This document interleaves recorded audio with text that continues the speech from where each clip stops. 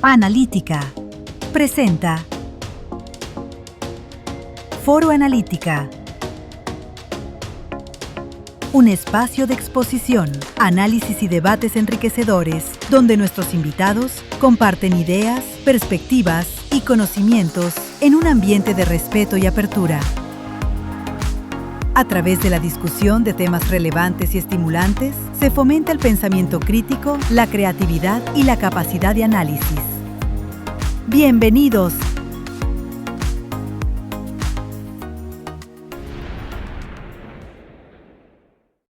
Buenas tardes, amigos de Analítica TV. Hoy tenemos un foro que nos lleva al corazón de nuestra historia. Bolívar y Morillo, figuras antagónicas, con tres invitados de lujo: Inés Quintero, Francisco Zuniaga y Elías Pino de Iturrieta. La intención de este encuentro es mirar de frente a dos personajes fundamentales de la independencia, cuya oposición marcó toda una época. Bolívar, aristócrata, criollo, influido por ideas liberales, y Morillo, campesino asturiano, convertido en mariscal de campo, un militar rígido y leal a su rey. Dos mundos enfrentados que chocaron en una guerra que, como tantas en la tradición hispánica, tuvo mucho de conflicto civil. Hay un episodio que dice mucho sobre esta relación. En 1835, en La Coruña, Oleari y Sublet visitaron al ya anciano Morillo, y cuando supo que Oleari escribía sobre Bolívar, Morillo les entregó documentos capturados por los realistas durante la guerra, una señal clara de la admiración que con los años llegó a sentir su antiguo rival. Esa tensión y a la vez ese reconocimiento ha sido estudiado por nuestros invitados y también recreada literalmente en El Pacificador, la novela de Francisco Zuniaga, que vuelve a enfrentar a estos personajes desde una mirada distinta. Hoy conversaremos sobre quiénes fueron realmente Bolívar y Morillo, cómo se entendieron como enemigos y qué dice su antagonismo sobre los inicios de nuestra república. Le voy a dar primero la palabra a Inés Quintero, historiadora y profesora titular de la Universidad Central de Venezuela. Es licenciada, magíster y doctora en historia, además de individuo de número de la Academia Nacional de la Historia, institución que dirigió entre 2015 y 2019, donde actualmente integra la Junta Directiva. Ha sido conferencista y profesora invitada en diversas universidades dentro y fuera del país, y estuvo en reconocimiento con la beca Fulbright en 1992 y la Andrés Bello Fellowship en la Universidad de Oxford 2003-2004. Coordinó por Venezuela la obra internacional América Latina en la historia contemporánea y es autora de una destacada producción historiográfica sobre la historia política y social de Venezuela, así como historia de las mujeres, con 15 libros publicados. Entre sus títulos más recientes figuran El hijo de la panadera, La palabra ignorada, El último marqués, Más allá de la guerra, El fabricante de peineta, La criolla principal y La conjura de los mantuanos. También cuenta con numerosos artículos en revistas especializadas y obras colectivas nacional e internacional. Te doy la palabra, Inés, para que empieces esta, que no es una entrevista, sino una conversación muy interesante, porque por un lado los historiadores y por otro lado el novelista, y como lo dice Robert Graves y muchos más, hay muchos novelistas que han escrito interesantes libros históricos, como Yo, Claudio, de Robert Graves, por ejemplo. Bueno, tiene la palabra, Inés. Bueno, muchísimas gracias, Emilio, bueno, y Francisco y Elías, mis amigos, por este intercambio de pareceres y bueno, hablar de historia y de ficción y de novela y de todo lo que esto representa como enriquecimiento para el debate, ¿no? Yo quisiera empezar haciendo un planteamiento que me parece importante, que tiene que ver con la execración que hubo de cualquier figura de la historia que hubiese compartido el partido monárquico. O sea, yo creo que eso fue una línea de construcción historiográfica que sacó del juego o estigmatizó a todo aquel que no había sido un patriota converso, confeso y activo, ¿no? Entonces eso determinó que el conocimiento que tenemos del adversario del otro bando es un conocimiento o ni siquiera un conocimiento, sino una aproximación profundamente ideologizada, muy estigmatizada, descalificadora, que impidió, o sea, que nos hizo ver a la guerra de independencia como un partido de fútbol con un solo equipo, ¿no? O sea, aquí no hay sino unos jugadores y todos son brillantes, buenísimos, perfectos, no se equivocan, son nobles, leales, o sea, y esa fue una visión que, bueno, que estuvo muy signada por lo que fueron los contenidos de la historia patria y que marcó la relación no solamente de los venezolanos, sino de otros países en América Latina, de lo que representó ese conflicto, ¿no? Y creo que en ese mundo aparecen estos antagonismos, que son antagonismos necesarios, que son construcciones historiográficas, no necesariamente se corresponde o están directamente relacionados con una realidad de antagonismos irreconciliables, ¿no? Eso yo creo que es, por una parte, un primer elemento. Y en esa medida creo que cualquier aproximación que nos permita entender esta otra cara y que independientemente de que sea a partir de la novela, favorece eso, una comprensión distinta. No es primera vez que se escribe una novela acerca de una figura del partido realista o de monárquica. O sea, la novela de Mariano Gorri del Regente Heredia es una demostración muy clara de, bueno, de recuperar estos personajes que habían tenido una posición distinta. No ocurre lo mismo con otras novelas como la de Herrera Luque sobre Boves, que fue más, o sea, que hay una tergiversación y una idealización del personaje. Entonces yo creo que jugamos allí entre historia y ficción con las buenas novelas, las malas novelas, las idealizaciones y lo que significan también estas estigmatizaciones. Yo sí creo que la posibilidad de aproximarnos a estos dos personajes nos permite ver, por una parte, lo que fue efectivamente una confrontación que está mediada por una guerra. Es decir, la posición que enfrenta a Bolívar y a Morillo, más allá que, por supuesto, hay principios políticos, posiciones políticas. Pablo Morillo es nada más y nada menos que el emisario del absolutismo. O sea, cuando se recupera el absolutismo, quien viene a restaurar el absolutismo y nada más y nada menos que al territorio de Venezuela es Pablo Morillo. En ese momento, Bolívar todavía no es la representación de un proyecto uniforme, o sea, lo que está expresando Bolívar en ese momento es una diversidad, o sea, o hay un conflicto importante de control de la guerra y todavía Bolívar no se ha erigido en la figura central para la conducción de ese proyecto, ¿no? Entonces creo que es muy importante entender o advertir que este primer desencuentro entre Bolívar y Morillo está asignado por un conflicto armado, por un conflicto bélico. Bolívar, o sea, Morillo viene con un propósito, que es el sometimiento militar de estos territorios insurrectos, insurgentes, desde el 1811. Y Bolívar, en el transcurso de todo ese proceso, o sea, va a ir de alguna forma adquiriendo o convirtiéndose en la figura de confrontación, pero ese no es su contrincante directo o inmediato. Primero va a ser Arismendi, después van a estar todo lo que son las figuras militares de lo que significa la defensa del proyecto republicano, de manera que no se puede hablar que desde el origen la confrontación es Bolívar-Morillo, ¿no? Sino que ese es un proceso que se va a construir en el transcurso de ese proceso bélico. Y la segunda cosa que me parece importante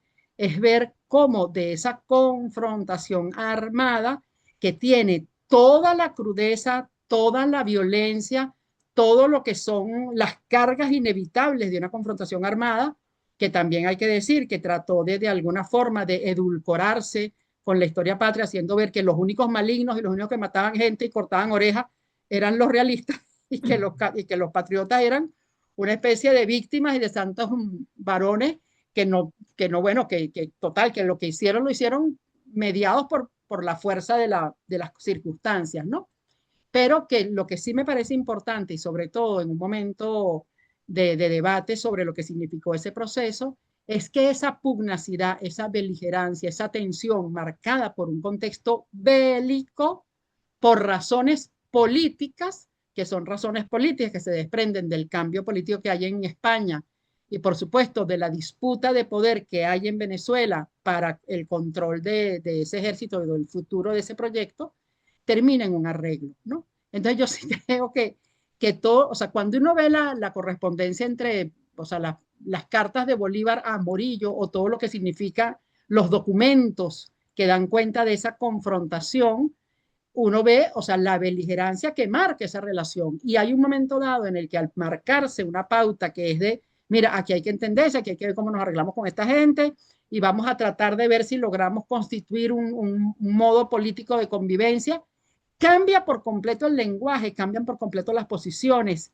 o sea, se baja la tensión de la comunicación y eso va a conducir finalmente a este tratado de armisticio y sobre todo al tratado de regularización de la guerra, que me parece todavía incluso como contenido muchísimo más representativo de lo que fue bajar las aguas de ese proyecto de confrontación. Entonces yo sí creo que ver a la luz de estas dos reflexiones fundamentales, una, cómo nosotros nos acercamos al proceso de independencia desde una mirada muy idealizadora de los patriotas y estigmatizadora de los realistas, como dos maneras de ver proyectos antagónicos que no había manera de conciliarse, a entender también cómo desde esas idealizaciones y estigmatizaciones terminamos en un proceso que finalmente conduce a un entendimiento, al reconocimiento impensable de la monarquía, la República de Colombia, ¿no? Como un Estado, ¿no?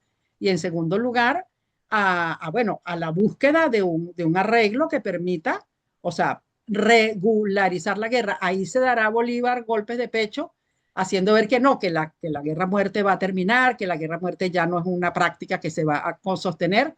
No obstante, sabemos que después va a seguir, o sea, la violencia de la guerra, bueno, después del 2021 hay cantidad de hechos lo suficientemente gruesos como para saber que la guerra a muerte no termina, tanto por el lado de lo que significa el sostenimiento de la guerra como por los episodios que van a caracterizar la situación en la Nueva Granada y durante la República de Colombia, ¿no? Entonces sí me parece que es una manera de abrir una brecha o un espacio para podernos relacionar con el proceso de la independencia desde una perspectiva que le baje el volumen a esos espacios donde se han construido unas visiones muy rígidas y muy idealizadas o muy estigmatizadas. Bueno, también están las idealizaciones hechas por el bando peninsular español, porque cuando uno lee la historia de las primeras historias que se hacen sobre la guerra de independencia, realmente es la lectura absolutamente inversa. Los malignos y los atroces son precisamente los republicanos, ¿no? Los patriotas. Entonces, sí me parece que o sea, discutir sobre Bolívar y Morillo, más allá de los perfiles individuales de estos personajes, nos permite de alguna forma aterrizar en lo que significaron estas construcciones historiográficas que desvirtuaron la densidad, la complejidad y el conflicto que representó la independencia, más allá de estas construcciones que han pretendido polarizar la historia desde dos miradas antagónicas, cuando al final eran proyectos políticos que se dirimieron en el terreno de la guerra y que se buscaron resolver por la vía de proyectos políticos que fueron, por un lado, el desenlace republicano en el caso de Colombia, bueno, y la profundización del absolutismo en el caso de España, ¿no? Y todo lo que significó. Finalmente, para cerrar esta primera intervención, sí quisiera hacer ver que este episodio que mencionabas tú, Emilio, de la visita a Morillo, tuvo que ver sobre todo con la disciplina y el frenesí, el empeño de Olieri, porque no solamente fue a buscar a Morillo para buscarle los papeles, sino que estuvo correteando a todo el mundo, o sea, estuvo correteando a Urdaneta, correteando a Pedro Briceño Méndez, para hacer ver la importancia de rescatar ese testimonio y esa memoria. Entonces creo que eso que está muy signado por el esfuerzo bueno, de garantizar esa memoria, y no en balde tenemos producto de ese empeño, de esa disciplina y de esa terquedad de Oleri, nada más y nada más que 32 volúmenes fascinantes de lo que significó ese proyecto, que verdad que es impresionante el esfuerzo realizado por Oleri y bueno, y además continuado por su hijo para que eso lo tengamos nosotros en nuestro poder. Así que sí creo que lo más importante como debate y como intercambio en este encuentro es poner un poquito en el terreno de la realidad, al margen de las idealizaciones y las estigmatizaciones, la complejidad y el significado tan complejo y tan dramático que tuvo la independencia como proceso original de nuestras historias nacionales, ¿no? Y creo que debería estar más enfocado en eso que sobre la mirada, o sea, exclusivamente acerca de cada uno de estos individuos que son expresión de estas dos maneras de entender ese periodo histórico. Bueno, muchas gracias, Inés. Antes de darle la palabra a Francisco, quería hacer un comentario sobre lo que dijiste sobre las novelas escritas antes.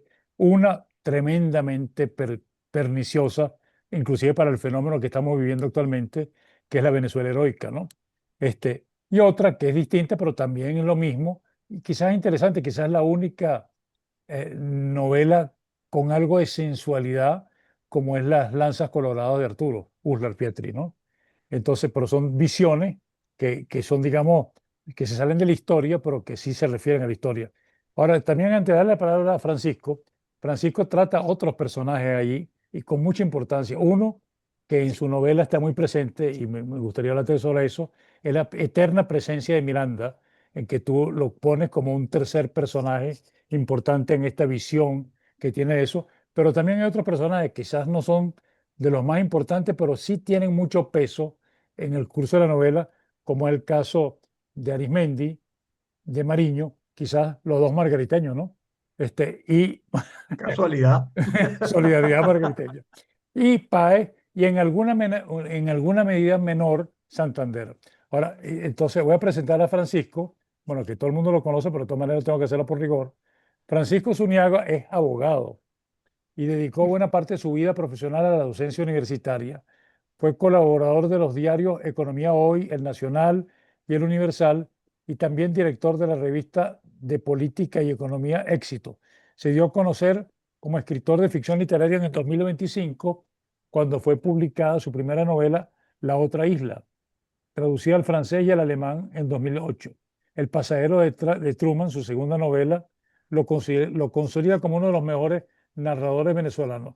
Y en 2010 publica Margarita Infanta, donde recoge sus primeros escritos literarios y posteriormente las novelas Esta gente y Adiós mis Venezuela, entre otros, cuya autoría, su más reciente publicación era Cuentos de dos familias, que la hace en colaboración con Federico Vega. Bueno, y por supuesto, la última novela que está siendo muy leída, inclusive con mis amigos colombianos la están leyendo, que es El Pacificador. Llamó la atención el nombre que hiciste, que fue un pacificador, pero no siempre fue pacificador, ¿verdad? Jesús Francisco. Bueno, lo que pasa es que, bueno, primero Elías y Inés, eh, es muy grato para mí estar aquí con ustedes y gracias, Emilio, por hacer eso posible. Este, mm, yo entré al sistema escolar el primer año en el que la democracia venezolana, que se inició en 1959, comenzó a establecer las pautas de la educación, pues comenzó a administrar la educación del país. Yo soy un producto de la educación democrática, porque ya para cuando Chávez llegó, ya yo no estudiaba, daba clases. Mm. Y a mí, bueno, esto comenzó como un ejercicio hace mucho tiempo. Hace años yo quise escribir de Morillo y yo fui a hablar con el profesor eh, margariteño Subero, Jesús Manuel Subero, que era muy amigo de mi papá, porque mi papá era su sastre, era un margariteño, monumento viviente en Margarita. Yo en aquel entonces todavía estudiaba, yo soy egresado del pedagógico también, por cierto. Yo todavía en aquel entonces estudiaba Derecho, pero ya había egresado del pedagógico, ya me interesaban las cosas, ya había comenzado a escribir esos primeros cuentos de Margarita Infanta. Y yo quise persuadir en una de las visitas que mi papá le hizo, yo le dije, yo quiero ir contigo, que quiero hablar con el profesor Subero.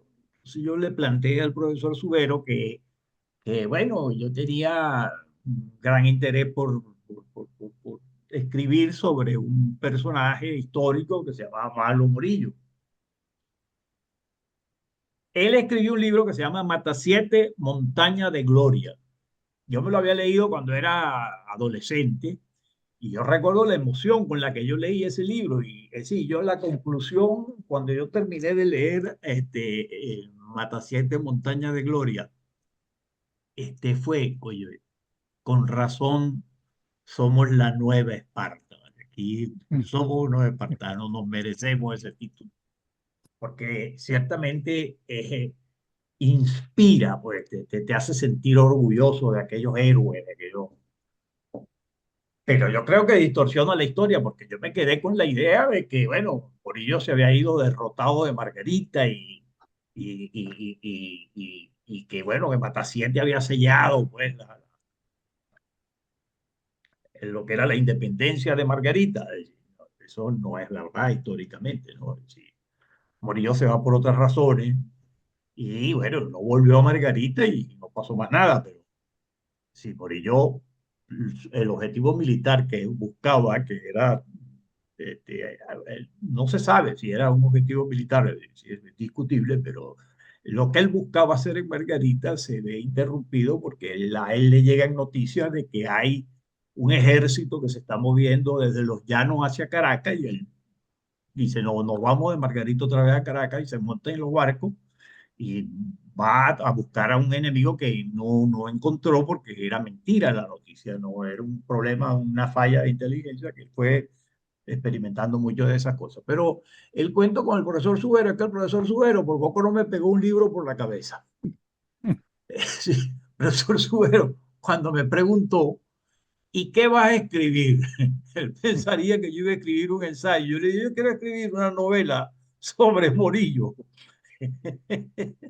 Y él me dijo, ¿cómo que una novela? ¿Cómo vas a escribir una novela? Ustedes con la novela lo que hacen es distorsionar la historia y yo no sé qué cosa. Y bueno, y me echó literalmente me insultó.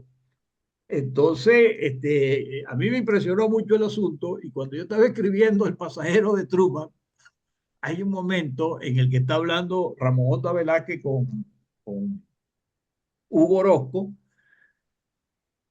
que bueno, que yo pongo en boca de, de Ramón J. decir, no, no, pero es que esto hay que contarlo antes que lo cuenten los historiadores, porque si los historiadores llegan a contar esto que pasó, van a distorsionar las cosas, ¿no? Fue como una pequeña venganza sobre eso. Pero el caso es que uno, como escolar, si pasas por todo el sistema escolar, te gradúas, vas a hacer un posgrado, etcétera, etcétera, y tú tienes una versión de la historia venezolana realmente deficiente, realmente deficiente. Yo aprendí historia ahora haciendo este libro con las investigaciones que tuve que hacer, literalmente, porque había muchísimas cosas que yo no sabía.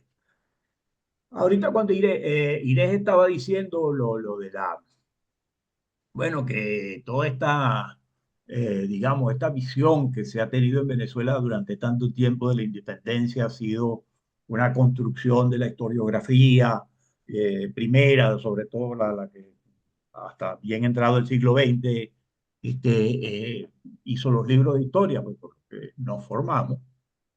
Y yo pensaba, bueno, pero eso no ha cambiado, porque yo, esta cosa me empezó a interesar y esta visión distinta de la historia, es decir, hay otro ángulo, lo empecé a tener cuando empecé a leer los libros de Elías, los libros de Inés, los libros de Tomás Estraca.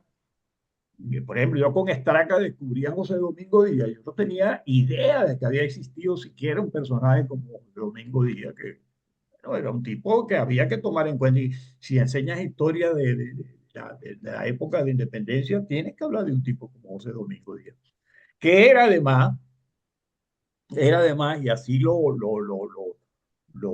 destaco en la novela, víctima del sistema colonial que existía, que no era precisamente la representación de lo que España deseaba para su provincia en América, sino que era un reflejo de una clase social, de su esquema de administrar el poder, que era un apartheid.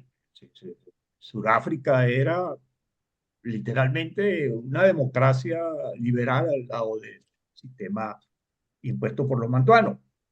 Entonces, esas contradicciones, todas esas cosas me convencieron de la necesidad de escribir una novela de este tipo, donde el personaje principal fuese el héroe que no fue, el héroe roto, porque Morillo es un héroe roto. Y al final, cuando tú sacas la cuenta, salvo los bribones, los que estuvieron ahí, como Bolívar, como Morillo, que eran los tipos que estaban cumpliendo realmente con su deber.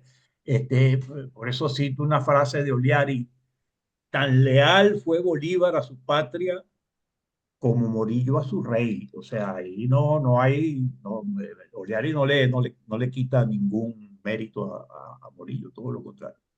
Entonces, escribir desde la ficción, que es mucho más fácil porque tiene una licencia mucho más amplia, interpretar un personaje como Morillo, que es un español que no es sino reflejo de esa España profunda, porque él es castellano, él era de Zamora, él no era, no era de Asturias, era de Zamora. Creen que es gallego porque él vivió muchos años en Ferrol, pero vivió muchos años en Ferrol porque él era infante de Marina, de la Marina Real, y la base principal estaba en el Ferrol. Ahí se casó por primera vez y muy joven queda viudo, exactamente como Bolívar. O sea, ya él estaba pensando en retirarse del ejército español y porque ya tenía 10 años como sargento y tenía 28 años y eso no era, bueno, no era la idea pues, que él tenía de su servicio militar. Y la muerte de la mujer lo hace recapacitar y quedarse en la Marina Real, porque era como una especie pues ya de hogar para él, ¿no? Era un gran guerrero y cuando viene la guerra napoleónica, es decir, la invasión napoleónica, la llamada guerra de independencia aquí en España, y bueno, él demostró que él era un guerrero, un hombre de la guerra, y en 6 años asciende a oficial y toda la escala casi hasta general. Bueno, el grado de general se lo da el rey cuando ya él en alta mar abre los sobres de las órdenes confidenciales y entonces ahí le dicen, bueno, se le asciende a usted a general. Un tipo normal, con una visión bastante moderada de las cosas, muy leal a la monarquía, era monárquico, convencido. Es tentado, como está en Cádiz, para que haga lo que hizo Riego en 1820, pero él no lo hizo. Y entonces, bueno, va a América con la mejor de las intenciones, perdona a Arismendi y se va a resolver el problema de Cartagena, que él entendía que se iba a resolver de la misma manera que se resolvió en Margarita, y no era así, porque allá en Cartagena estaba concentrada una visión del conflicto contra España en términos de suma cero, y además con hombres que tenían, y termina siendo jefe de la fuerza militar de Cartagena como Bermúdez, que era, ya Bermúdez tiene un conflicto con Arismendi cuando hay la oferta de amnistía en Margarita y Arismendi no entiende que Bermúdez rechace eso, pero bueno, pero vamos a hacer, estos tipos no se pueden quedar aquí con todo ese ejército, nosotros aceptamos la amnistía. Y bueno, Arismendi después viola su palabra, viola el juramento que hizo, lo que a Morillo pues lo enfurece y junto con lo que pasa en Cartagena, que pierde un tercio de su ejército, pues bueno, ya, ya Morillo se va convirtiendo en uno de los monstruos que él vino a combatir y bueno, va evolucionando dentro de un conflicto que era brutal, se transforma en otra persona hasta que, bueno, sufre una herida grave, salva milagrosamente, pero de la que en sus biógrafos, algunos biógrafos dicen que se murió de eso, de la herida, porque esa herida le supuraba todo el tiempo.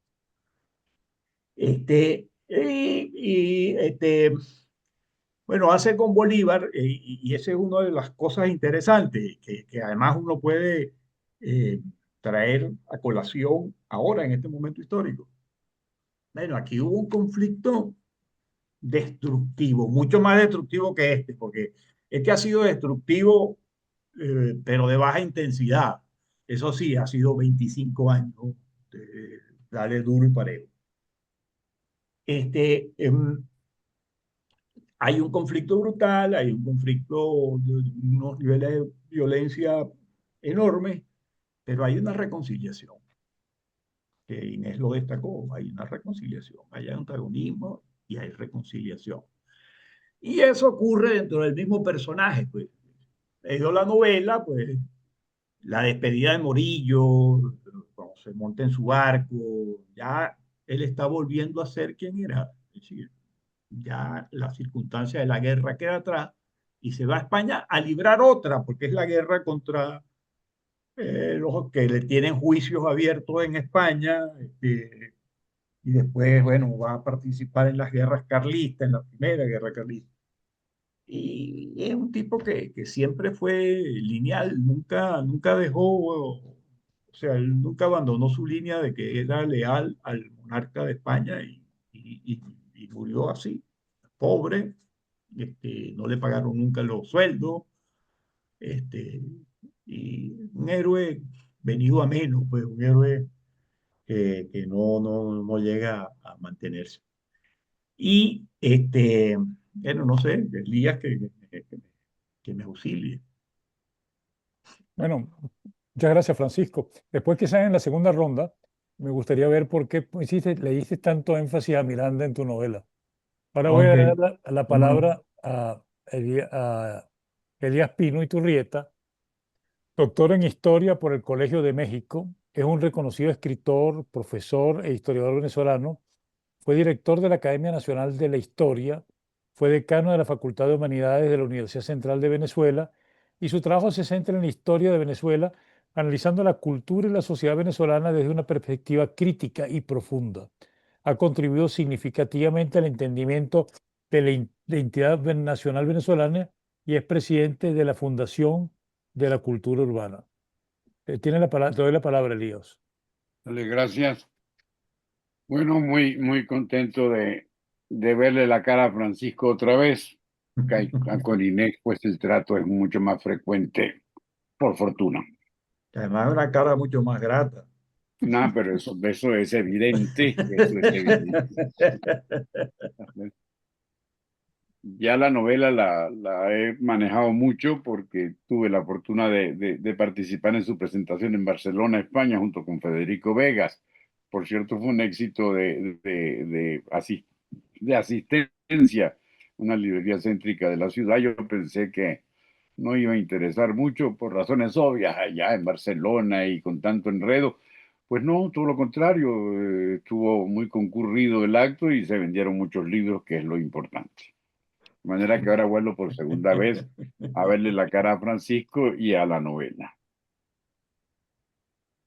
Yo creo que lo más importante se puede sacar de lo que dijo Inés en su primera intervención. La historia de la independencia se ha visto de un solo lado y le faltaba el otro, y le faltaba, no, le falta el otro. Algo asomé yo en Barcelona al final y la gente se interesó. No puede, si no está en decadencia España, no hay independencia de Venezuela. Así de simple. Así. Si no reina Fernando VII, no asciende Simón Bolívar, para tratar de poner las piezas más elementales. Estamos en presencia desde la segunda mitad del siglo XVIII de la decadencia del imperio. No hay manera de remendar aquello. Los mismos ministros ilustrados de Carlos III tratan de ponerle arreglo. Vamos a ver si unos príncipes nuestros gobiernan en la América Meridional o en la Nueva España para parapetear este edificio que se está cayendo. Ellos mismos tienen clara conciencia de aquello. A lo cual se agrega lo más importante y próximo, que es la invasión de Napoleón en la Guerra de Independencia de España, la ocupación de la política española en pelear con los franceses y en librarse de José Bonaparte, nos deja las manos libres, las manos sueltas.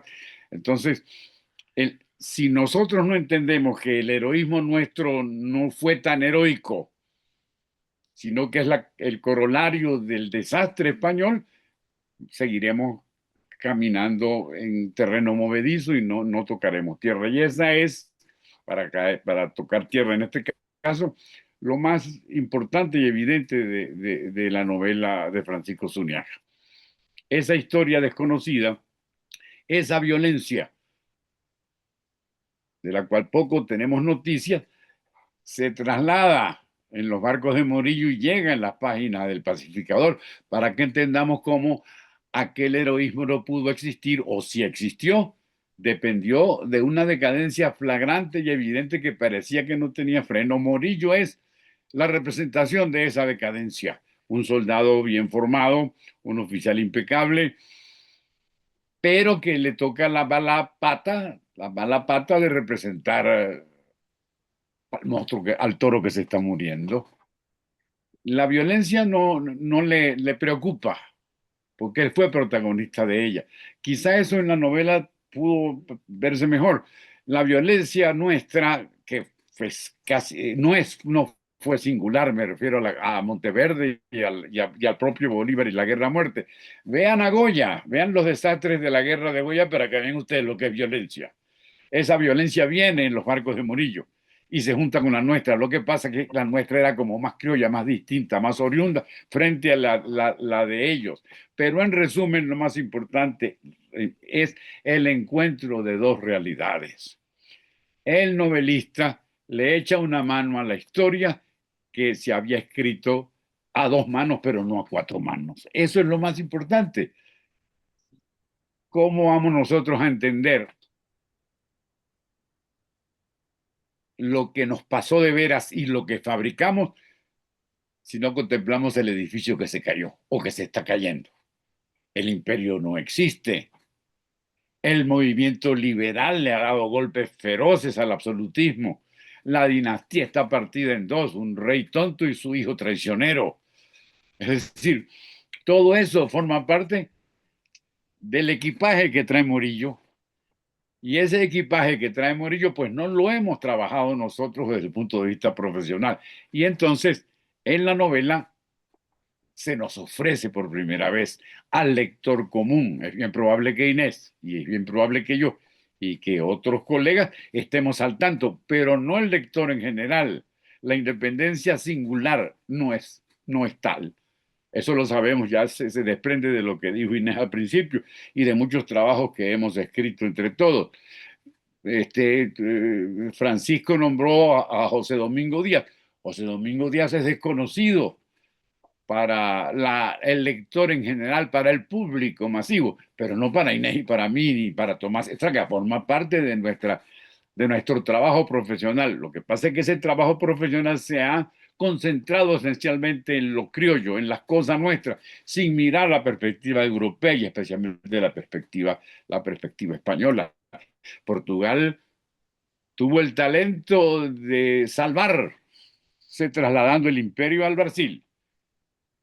España, pese a las sugerencias que se le hacen a la monarquía desde los tiempos de Carlos III, no hace nada para remendar el capote y el capote se va erosionando, no hay manera de surcirlo. Encuentran una aguja que se llama Pablo Morillo y esa aguja no puede remendar el capote criollo, entre otras cosas porque hay una violencia emergente que es la violencia de Bolívar frente a una violencia decadente que es la que representa Morillo.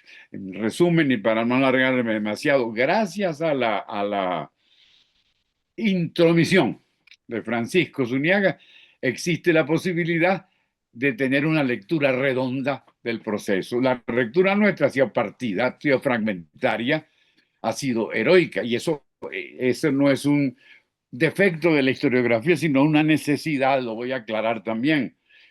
Mire, venga acá, le dice el general Páez a un maracucho que pasa por ahí. ¿Cómo se llama usted? Rafael María Badal, escribime esta historia. Y la escribe, coño, no la va a escribir. Para eso se le paga además. Pero ¿qué historia le va a escribir? ¿Qué historia le va a escribir Badal a Páez? Pues la historia de las proezas de Páez y de la independencia. Porque en efecto sucedieron. y porque también somos hijos de ellas. De manera que la violencia y el militarismo y la dictadura y las charreteras tenemos que mirarla desde otra perspectiva, porque uno cuando ve a Chávez condena las charreteras, pero no todas son condenables porque son fabricaron este país y derrotaron a las charreteras que pretendían la continuidad del imperio, que en este caso se personaliza o se encarna y se resume en Morillo. En definitiva, por fortuna, gracias a esta intromisión de los noveleros o de los novelistas, la historia se complementa o puede ser un puente para que el lector común entienda cómo fueron las cosas. Agrego que no ha sido, por cierto, Francisco el único, sino que hace poquito mi querido Egnodio Quintero publicó El Dictador, que por cierto yo lo presenté también porque soy su amigo, su paisano. Claro. ¿Qué pasa con El Dictador? Un acercamiento libre, aprovechándose de un invento de un seminarista de Mérida que recrea Egnodio en la novela, de toda la brutalidad que pudo representar Bolívar, que era el dictador. Por cierto que el día de la presentación del libro, después de que lo presentamos, llegaron unos señores agentes de la policía y preguntaron que de qué se trataba El Dictador. Y algún amigo perspicaz le dijo, no señor, esta no es una novela sobre la siglo. Primero, esto no es una investigación, esto no es historia, esto es novela, esto es un cuento de un novelero, de un novelista, de un cuentista. Y además no se refiere a esta época, se refiere a 1813. Y entonces los policías se fueron en paz. Lo mismo pudieran decir del libro de Francisco Zuniaga, El pacificador no es el que estamos necesitando en nuestros días, sino uno que se fue con las tablas en la cabeza. Pero en resumen, gracias a el volumen que nos entrega ahora Francisco Zuniaga, tenemos la posibilidad de hablar con mayor redondez, porque es mucho más completa la posibilidad de una interpretación del proceso de la independencia. Muchas gracias, Elías.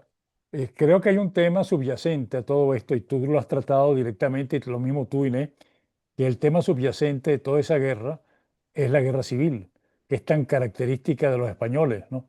O sea, inclusive tú lo describes que están estando en la parte en Cádiz todas las guerras internas que se celebraban entre españoles.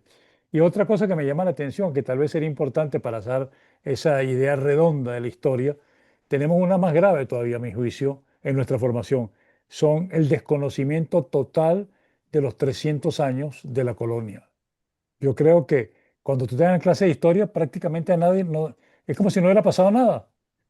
Y pasó mucho en todos los sentidos, desde la cuadrícula de la ciudad hasta, bueno, son infinitas, como dice María Elvira Roca en su libro delicioso Imperofobia y Leyenda Negra. Yo creo que esa es una etapa histórica para completar el círculo, que no podemos negar que la historia no empieza en 1830, sino la historia de lo que somos está mucho más atrás. Bueno, ahora nos queda un ratico, como quieran ya, para una conversación libre, como ustedes quieran. Entonces, empiezas tú, tú empiezas, Inés, y empiecen a conversar un poco sobre lo que han dicho los tres, que me parece que es la esencia de lo que está ahí y la importancia de tu novela, Francisco.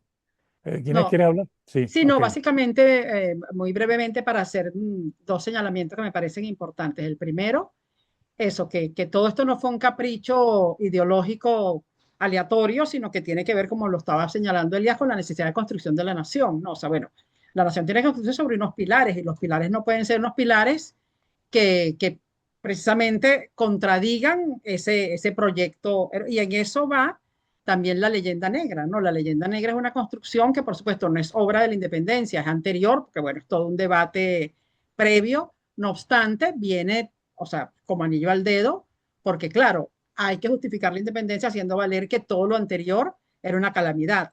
No obstante, y sí creo que es importante tener en cuenta que, obviamente, Pablo Morillo no es, o sea, Pablo Morillo es un instrumento de ese imperio en proceso de decadencia, o sea, no es la expresión, como lo quisieron hacer ver los patriotas, como la continuidad de los conquistadores, o sea, tratar de hacer ver a Pablo Morillo como la reencarnación de Hernán Cortés, o sea, es una cosa totalmente forzada, que era en esta polarización hacer ver que los hombres de la guerra eran esos los que estaban reencarnando el proyecto de, de la conquista. No obstante, sí me parece que el debate debe estar concentrado o centrarse en estos aspectos que son de carácter crítico, ¿no? Que son analizar la cosa. Mira, si no lo ves de esta manera, no tienes manera de comprenderlo, y no lo que está ocurriendo ahorita, que es verdad, una desvirtuación de la historia, que es llegar a la, o sea, a la ensalzamiento de la hispanidad, y que entonces, bueno, que está, o sea, en auge un frenesí hispanista, a donde realmente de esa leyenda negra se está pasando una leyenda dorada totalmente extrema, ¿no? O sea, haciendo ver que, bueno, que si no hubiese sido por los españoles, entonces ya va, exactamente lo mismo, creo yo, que está ocurriendo con este tema de Bolívar genocida, y de Bolívar que tiene mucha buena prensa y buena venta, porque una cosa es, y yo creo que hay una diferencia, y por eso insisto mucho en una cosa es la estigmatización y la condena, y otra cosa es el estudio crítico. O sea, yo creo que hay que diferenciar entre una cosa y otra, porque es distinto levantar la bandera de la condena y del juicio moral, y otra cosa es hacer un análisis crítico que haga ver, como lo estaba diciendo Elías, la complejidad de un proceso donde la violencia también fue un componente, y tú no puedes extraer la violencia para adjudicársela a una sola de las figuras. Creo que seguramente lo más valioso de estas comparaciones tiene que ver con las dimensiones humanas que están allí, porque es algo que yo valoro de la novela de Francisco, es humanizar a aquel hombre que viene. Y bueno, es que no, yo no me puedo imaginar al pobre Morillo cuando María Germán le dijo, sí, estamos rendidos, nos rendimos, y después se hizo el loco. Y así como eso, con muchísimas otras experiencias, ¿no? Entonces sí me parece que ese recurso de humanización es importante. No obstante, yo sigo teniendo diferencias con el uso de Miranda. Tú insististe mucho, ese diálogo con Miranda, que yo entiendo que es absolutamente ficcional porque no se dio, pero claro, es una lectura de un Miranda que, como suele ocurrir con este tipo de trabajo, está desde la subjetividad de Francisco, que por supuesto desde mi subjetividad yo no lo veo así. Entonces, para mí ese Miranda no es mi Miranda. Ese es un Miranda, ese es el Miranda de Zuniaga. Eso no es mi Miranda. O sea, yo no. Entonces, pero creo que esos son el tipo de cosas que, bueno, que suscita el encuentro entre historia, ficción, lectura, subjetividad, narración, porque, bueno, son dos ejercicios distintos que pretenden, o sea, lenguajes y construcciones diferentes. Pero bueno, en cualquier caso, me parece que el valor no tiene que ver exclusivamente con lo que ya destacábamos Elías y yo, sino también me parece importante, que es algo que también ha estado muy en el espíritu de lo que hemos querido hacer quienes estamos en esta experiencia crítica del pasado, humanizar la historia. Y hago ver que también la criolla principal dejó ver que el partido monárquico estaba vivo en la misma familia del Libertador. O sea, Claro, que María Antonia, ¿no? claro, María Antonia era, no juegues, se hubiera bailado pegado con Morillo feliz. Que no aparece en la novela tuya, bueno, Francisco. No aparece, María Antonia aparece Feliciano poco. Palacio lo hizo. Sabes que yo, una de las cosas que más me llamó la atención de todo este proceso, que para mí fue un gran aprendizaje, dicho sea de paso, es, yo dije, bueno, pero es que yo creo que a España le hubiese ido mejor si Morillo no hubiese ido a Venezuela. Le hubiese ido mejor, porque es que cuando Morillo llega, entre Boves y Morales, habían destruido al ejército patriota, pues, en medio de aquella guerra civil de venezolanos contra venezolanos que había. Bueno, estos eran, es decir, mucho más letales por lo visto, ¿no? Es decir, en el momento en que Morillo llega, Morales está preparando la invasión de Margarita, porque Margarita es el último punto, por ser isla, no por otra razón, que no está bajo control de su ejército, del ejército realista. Y yo en la novela realmente reproduzco un reclamo que le hace el fiscal de Hacienda español a Morillo, diciéndole, pero bueno, tú has visto lo que tú estás pidiendo para el esfuerzo de la guerra. Y le lee lo que Morillo pidió. Y le digo, eso no existe ni aquí ni allá. O sea, España no tiene eso. Nosotros lo que queremos es un ejército como el que había dominado a los patriotas, que había derrotado a la Segunda República y que además no nos costaba nada.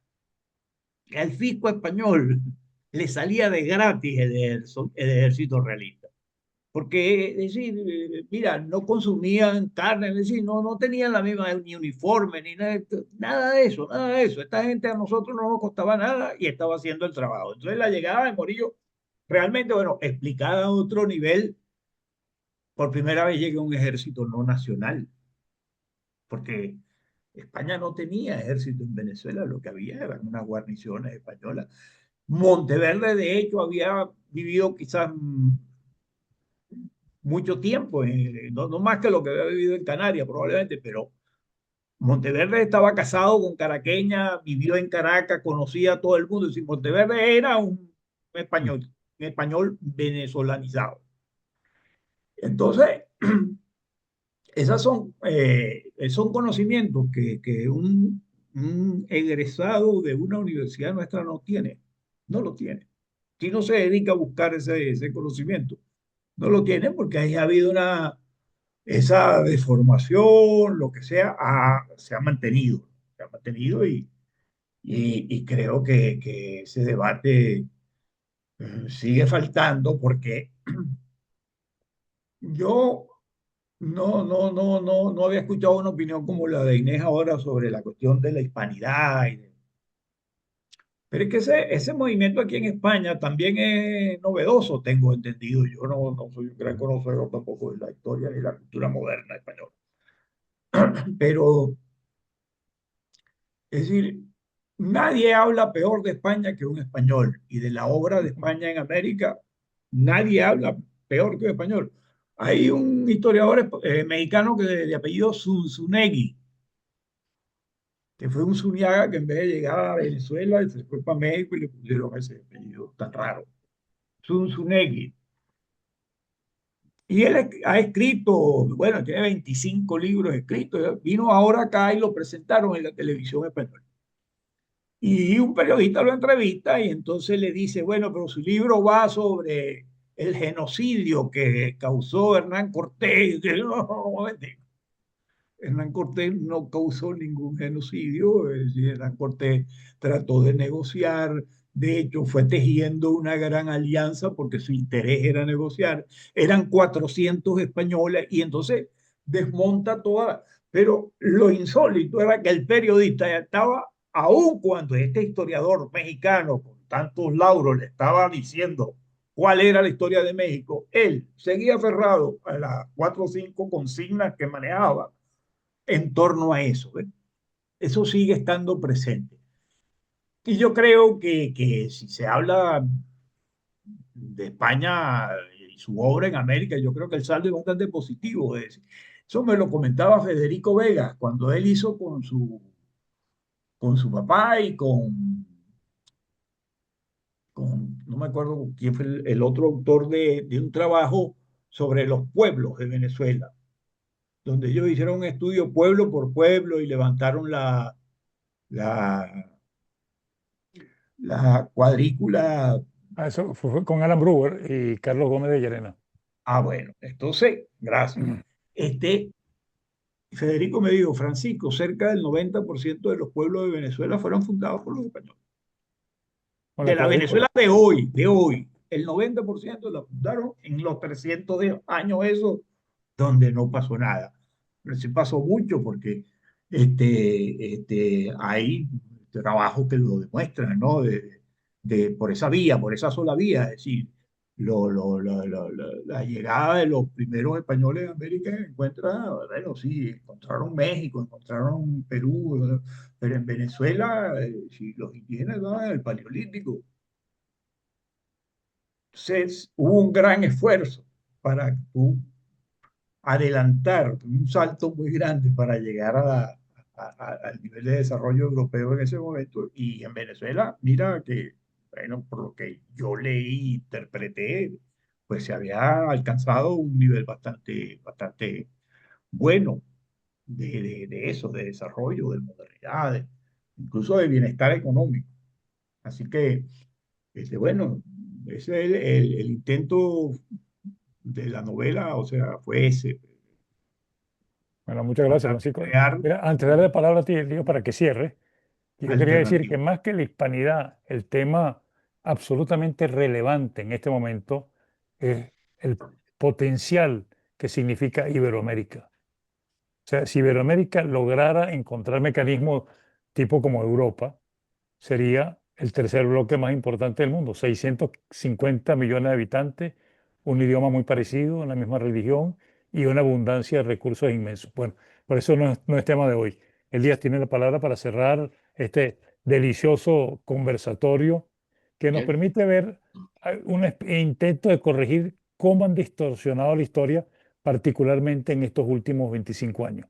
Elías tiene la palabra. La historia se ha distorsionado desde que se empezó a hacer en Es verdad. Venezuela en 1830 y en toda la América, porque se trata de hacer la justificación de las nuevas repúblicas y del nuevo mapa que se establece. Eso se cae de Maduro.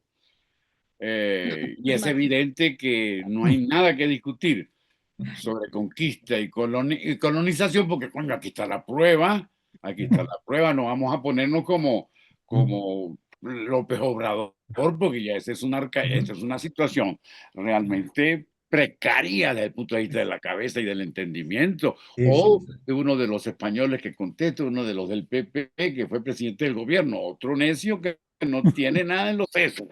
Ese no es el tema es otro, el tema es cómo este tipo de auxilios, es decir, una novela como la de Francisco, le mete oxígeno a un problema bien jodido y bien serio que es el que tenemos. El siguiente, que viene de España y que se establece también en Venezuela y en otros países, en Colombia. Ahora, la ley de memoria histórica. Ahora resulta que el gobierno de Rodríguez Zapatero resolvió cómo se va a pensar, cómo se va a hacer la memoria, que hay que tumbar todos los monumentos franquistas, pero claro, si quieren me pagan el pasaje, yo les ayudo cagado de la risa, pero ese no es el problema. El problema es cómo desde la cúpula se manipula para que la gente recuerde según los intereses del régimen. Eso es gravísimo. ¿Qué es lo que pasó en Venezuela? Por eso esta novela es súper bienvenida. Aquí se resolvió crear ¿cómo se llama? El Centro de Histórica, y es el La fun- rector de la memoria nacional, dispuso Chávez, y se le dio presupuesto y se le dio asiento en todos los estados, y además recoge la información para los libros de texto de los muchachos. Eso sí es grave. sí, sí, sí, La conquista y la colonización no importan es cómo la presentan. Desde su perspectiva, el Centro Nacional de Historia en Venezuela por mandato de Chávez, o cómo la civilización española, la derecha y la izquierda, se manipulan partiendo de la ley de memoria histórica de Rodríguez Zapatero. Por allí van los tiros. Lo demás no podemos hacer un foro muy erudito sobre las ventajas de la conquista y del individuo, sobre Sor Juana Inés de la Cruz. Y ahí nos pasamos horas. Que él tumba toda esa tontera que dicen sobre la conquista y la colonización. Pues Sor Juana, leanse a Sor Juana, y ahí sí decimos, se acabó la discusión. No, que Sor Juana era muy blanca, entonces lean al Inca Garcilaso, que era más morenito, y se acabó la discusión. El problema es cómo nos tratan de meter a la fuerza unos recuerdos políticamente interesados, y cómo, para tocar tierra y ya definitivamente, trabajos como este de Francisco se convierten en una barrera, los humanizan, nos aproximan a situaciones nuevas, gratas, pónchale. Te lo juro que Luisa Cáceres metiéndole la mano teniéndole ganas a Arismendi desde los 15 años es notable. Eso es una maravilla, ojalá hubiera sido así.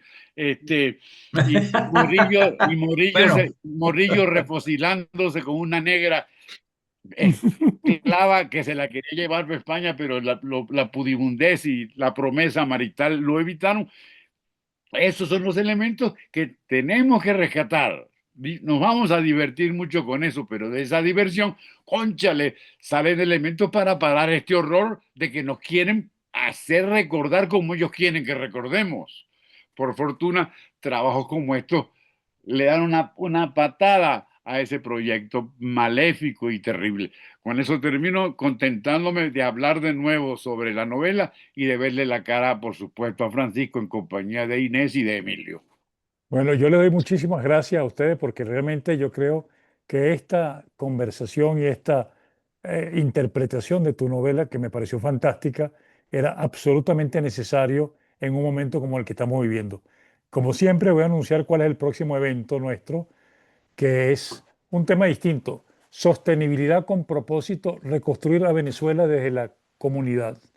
Y ahí invité a varias gente joven: Gabriel Gabo Santana, Samuel Díaz, Jaime Pérez.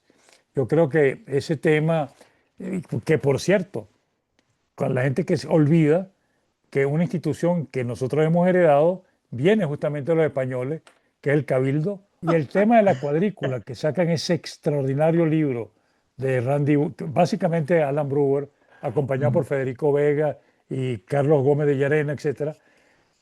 Hay 2.400 ciudades en América que van desde aquí hasta California, que fueron creadas conforme a una instrucción que se le daban a los que hacían, que tenía que hacerse la cuadrícula central, donde estaba Catedral, el Cabildo, la iglesia. Todas las instituciones estaban en el centro y de ahí partía todo el sistema de las ciudades.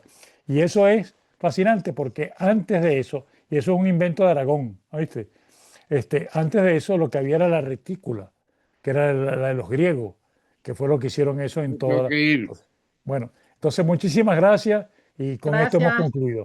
Beso, Bueno, Francisco. hasta luego. Chévere verte. Gracias. Encantado de verlo. Un abrazo. Compartir con ustedes. Chao. Chao.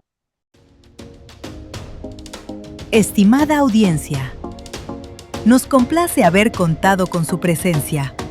Esperamos que el evento haya sido de su agrado y que los temas tratados hayan resultado de interés y utilidad.